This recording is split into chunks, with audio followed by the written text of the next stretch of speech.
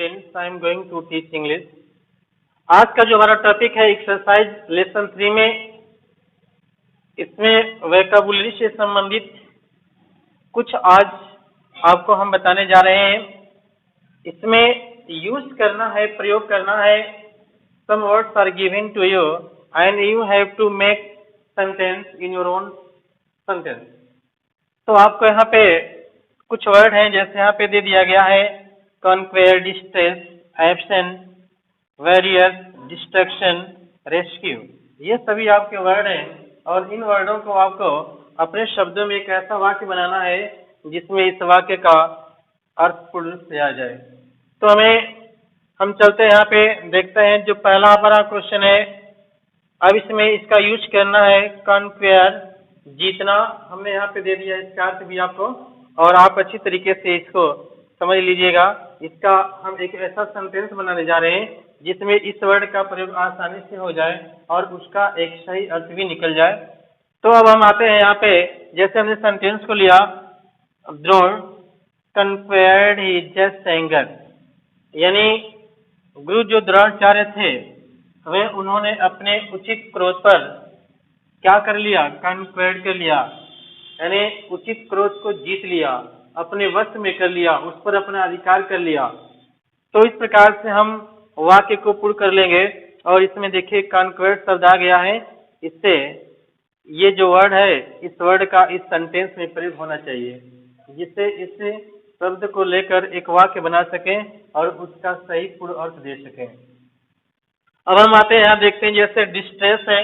Distress का मतलब होता है सताना। तो अब यहाँ पे हम एक ऐसा सेंटेंस बनाएंगे जिसमें ये डिस्ट्रेस शब्द का प्रयोग किया जा सके। जैसे यहाँ पे लिखा गया, दुर्योधन वाज डिस्ट्रेसिंग पांडवास, यानी जो दुर्योधन थे वो पांडवों को डिस्ट्रेसिंग कर रहे थे, यानी उनको सता रहे थे, उनको परेशान कर रहे थे।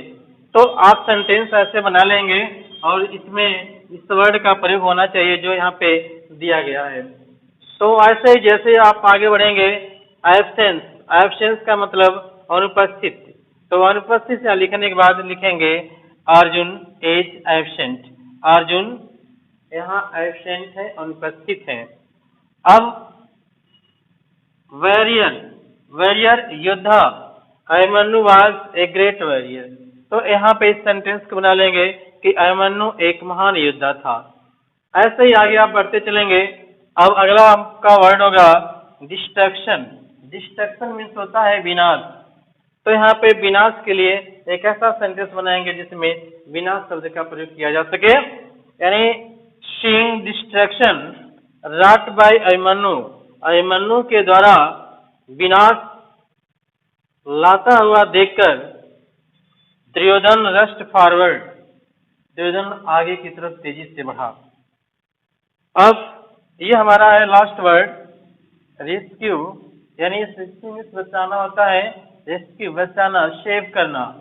अब यहाँ पे हमने सेंटेंस को लिया है, जैसे they manage to rescue the king from the boy, वे लड़के से राजा को बचाने का प्रबंध उन्होंने किया, यानी लड़के से उस राजा को उन्होंने बचा लिया। तो इस प्रकार से सेंटेंस आप पूर्ण करेंगे। कोई भी अगर वर्ड ऐसे देता है और आपको कह देता है कि यूज दिस वर्ड, इन शब्दों का प्रयोग करो इन सेंटेंसेस, वाक्यों में ऑफ योर ओन, अपने खुद के वाक्यों में इसका आपको प्रयोग करना है। तो ऐसे कोई भी अगर आपके वर्ड्स आ जाते हैं तो आप इस प्रकार से सेंटेंस बना करके उसको पूर्ण कर लेंगे। और ऐसे ही आगे आपके हमेशा यूज करने के लिए वर्ड्स दिए जाते हैं। तो आप जैसे ऊपर के भी क्लास में आप जाएंगे तो आपको इसी प्रकार से सेंटेंस बना करके पूर्ण करना होगा। तो इस प्रकार से आप कैसे सेंटेंस फॉर्मेट करते हैं आपको ज्ञान भी हो जाएगा। तो आगे हम चलते हैं, कुछ और भी क्वेश्चन है जिसको मैं आपको बताने जा रहा हूँ, उसको ध्यान से। तो हम चलते हैं, अगला जो हमारा क्वेश्चन होगा, अब इसमें फिल इन द ब्लैंक्स करना है, आपको खाली स्थान भरना है। तो खाली स्थान भरने के लिए यहाँ पे प्रीपोजिशन से संबंधित कुछ यहाँ पे वर्ड सब ब्रैकेट में दे दिए गए हैं। तो जो भी इस ब्रैकेट में दिया गया है, इस ब्रैकेट में से दो इसमें ऑप्शन दिए गए और दोनों ऑप्शन में से ये देखना है कि कौन सा ऑप्शन इसमें सही होगा। वही प्रीपोजिशन इस ब्लैंक्स में भरना है। तो आप जब भी इस वीडियो को आप देखें तो लाइक भी करें और सब्सक्राइब भी करें ताकि आपको नोटिफिकेशन नई आपको मिलती रहे और सारा वीडियो आपके पास जाता रहे। तो इस बात को आपको ध्यान देना है कि यहाँ पे जो हमारा सेंटेंस लिखा गया है, इस सेंटेंस में इस खाली स्थान में जो ब्लैंक्स दिया गया है, इन प्रीपोजिशन में से कौन सा प्रीपोजिशन यहाँ पे सही सुटेबल है। तो यहाँ पे आपको लिखना है। ऐसे ही आपको हमेशा पेपर में भी क्वेश्चन आते रहेंगे। तो इस प्रकार यदि क्वेश्चन आप अभ्यास कर लेंगे तो परीक्षाओं में आसानी से आप सॉल्व कर लेंगे। जैसे लिखा है ही इज इंगेज्ड, इंगेज्ड। अब माई कजिन है तो यहाँ पे टू है और देन है, तो इन दोनों में से कौन सा ऑप्शन सही होगा।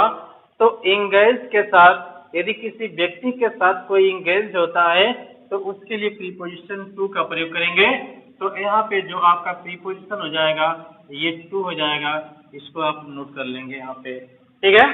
तो अब चलते हैं नेक्स्ट जो क्वेश्चन हमारा है, व्हाट इज द टाइम। अब यहाँ पे खाली स्थान है योर वॉच। अब यहाँ प्रीपोजिशन भरना है, इन है और बाय है। इन दोनों में से जो भी ऑप्शन सही होगा उस ऑप्शन को आपको चॉइस करना है। यानी आपके घड़ी के द्वारा कितना समय हो रहा है तो आपको ये बताना होगा। जब किसी के द्वारा किसी घड़ी के माध्यम से अगर कोई समय की बात अगर पूछी जाती है तो इसके लिए प्रीपोजिशन बाई का हम प्रयोग करते हैं। तो यहाँ पे बाई लिख देंगे। तो ये जो ऑप्शन हो जाएगा आपका बाई लिख देंगे। यहाँ पे बाई योर वॉच करेंगे, इन योर वॉच नहीं करेंगे, आपके घड़ी में नहीं। यानी आपके घड़ी के द्वारा कितना समय हुआ है इस चीज को व्यक्त करने के लिए बाई प्रीपोजिशन का प्रयोग किया जाता है। वो चलते हैं, अगला क्वेश्चन है ही केम एंड सेड। वह आया और बैठ गया। कहाँ बैठ गया। अब यहाँ पर है बिसाइड और बिसाइड। तो अब दोनों में से ये डिफरेंस करना है कि इन दोनों का अर्थ क्या होता है और कौन सा वर्ड यहाँ पे सुटेबल होगा। तो बिसाइड का मतलब बगल में होता है और बिसाइड का मतलब अतिरिक्त होता है। तो आप समझ गए होंगे कि कौन सा प्रीपोजिशन यहाँ भरा जाए। तो यहाँ पे उसके बगल में, बगल के लिए यहाँ पे आप ये बिसाइड कर लेंगे। तो यहाँ भर देंगे बिसाइड। क्या भर देंगे, बिसाइड। तो ये आप बिसाइड यहाँ भर लेंगे। अब उसके बाद है next question, I have eaten nothing. मैंने कुछ नहीं खाया है। अब यहाँ पे खाली स्थान है, स्टडी है और सिंस और फ्रॉम यहाँ पर है। तो इन दोनों ऑप्शन में से कौन सा सही होगा आपको यहाँ भरना होगा। तो जब कोई निश्चित टाइम होता है तो उसके लिए सिंस का प्रयोग करते हैं।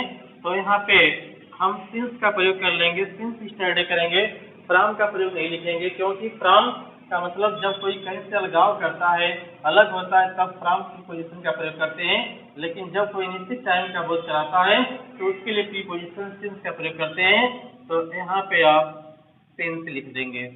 अब उसके बाद नेक्स्ट हमारा क्वेश्चन है पांचवा में, सी लेफ्ट हर लगेज। वह अपना लगेज छोड़ दे। कहाँ पे, यहाँ पे एट है और ऑन है और यहाँ पे दिया गया है प्लेटफॉर्म है। तो प्लेटफॉर्म पर उसने अपने लगेज को छोड़ दी। तो प्लेटफॉर्म के ऊपर इसका लगेज होगा ना, इसलिए इस सेंस में यहाँ प्रीपोजिशन ऑन का प्रयोग करेंगे। तो यहाँ पे आप प्रीपोजिशन ऑन भर देंगे। और हम चलते हैं नेक्स्ट जो क्वेश्चन है, दे एग्रीड। वे सहमत हुए। अब यहाँ पे प्रीपोजिशन आपका जो भरा जाएगा ये टू भरा जाएगा। तो टू माई प्रपोजल कर देंगे। तो अब हम चलते हैं नेक्स्ट। यहाँ पे जो क्वेश्चन है, वी वेयर, सावधान हो जाओ। इससे वी वेयर ऑफ, तो आप से सावधान होने के लिए आप हो जाएगा। और यहाँ डॉग्स दिया गया यानी कुत्तों से सावधान होने के लिए। तो यहाँ पे वी वेयर के साथ आप प्रीपोजिशन का प्रयोग किया जाएगा। और नेक्स्ट हमारा जो क्वेश्चन है, हेल्थ इज प्रीफरेबल। अब यहाँ पे टू है और देन है। तो हेल्थ इज प्रीफरेबल, टू भरेंगे। टू यहाँ पे प्रीफरेबल हो, सुपीरियर हो, प्रायर हो, इंटीरियर हो, एक्सटीरियर हो। तो इन सभी जितने भी आपके वर्ड आते हैं इसके लिए सब जो है टू का प्रयोग किया जाएगा। देन का प्रयोग किसी कंपैरिजन के सेंस में किया जाता है। जब तुलना की जाती है तो वहाँ पे इसका प्रयोग हम कर लेते हैं विशेष रूप से, लेकिन यहाँ पे प्रीफरेबल के रूप में विशेष रूप से हम टू का प्रयोग करेंगे। Health is preferable to wealth, यानी धन से अधिक जो प्रीफरेबल होता है वो क्या होता है, स्वास्थ्य होता है। तो प्रीफरेबल के साथ में टू का प्रयोग करेंगे। कंपैरिजन यहाँ भी होता है, लेकिन जब हम सामान्य रूप में जब किसी वस्तु का किसी चीज से हम कंपैरिजन करते हैं तब यहाँ पे देन का प्रयोग करते हैं, अन्यथा प्रीफरेबल हो गया, सुपीरियर हो गया, इंफीरियर हो गया, इंफीरियर हो गया, ये कुछ ऐसे वर्ड होते हैं जिनके साथ हम प्रीपोजिशन टू का प्रयोग करते हैं। अब हम आते हैं नेक्स्ट, जो हमारा क्वेश्चन है, this book is very useful. तो this book is very useful, यह किताब बहुत ही लाभदायक है। तो यहाँ पे क्या भरेंगे, फॉर मी ही भर लेंगे। यहाँ पे फॉर प्रीपोजिशन का प्रयोग करेंगे, मेरे लिए, यानी मैं इस किताब का अध्ययन करता हूँ और इस किताब का अध्ययन करके मैं बहुत कुछ सीखता हूँ। तो इस सेंस में फॉर मी का प्रयोग कर लेंगे। और लास्ट जो हमारा क्वेश्चन है, ही इज ब्लाइंड, और इन और ऑफ जब प्रीपोजिशन लिखा गया है यानी वह एक आंख का अंधा है, यानी कि इन भरेंगे, ऑफ मत भरिएगा, अन्यथा आपका सेंटेंस गलत हो जाएगा। तो यहाँ पे प्रीपोजिशन इन भरेंगे। तो इस प्रकार से पूरी तरीके से जो भी आपको प्रीपोजिशन भरना था आपको बता दिया गया है, और इसको अच्छी प्रकार से आप देख लीजिएगा और अपनी किताब में भी भर लीजिएगा। और यदि कोई समस्या होगी तो आप जरूर कमेंट करके कमेंट बॉक्स में कर दीजिएगा, ताकि आपकी समस्या का समाधान किया जा सके।